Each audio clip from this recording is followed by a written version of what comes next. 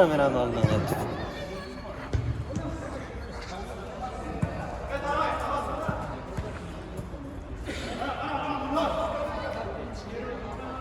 Yolla çalmadın ha.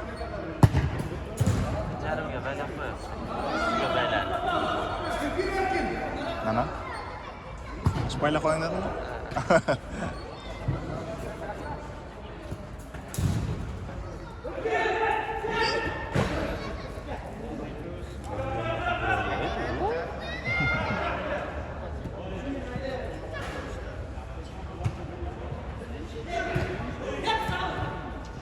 Sempet taksana ne oldu? 95 oldu.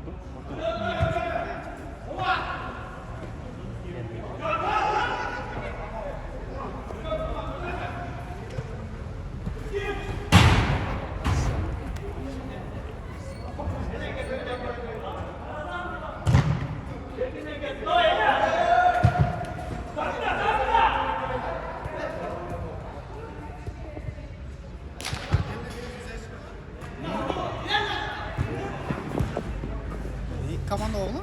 Ziga. Söylesin. Hı? Tövbesin. O vaktaram olacak oraya gidiyor. Oraya kimin ekibi? Ben çıktım. Olur addelini. Kaçtı. Dur cazır var.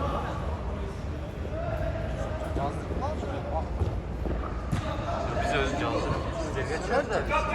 Biz mana şurada. Dört biri de. Olur. Bizde emez.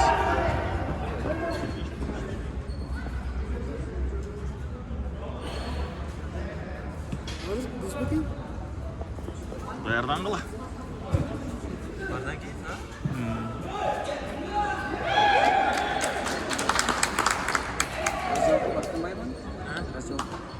Ha.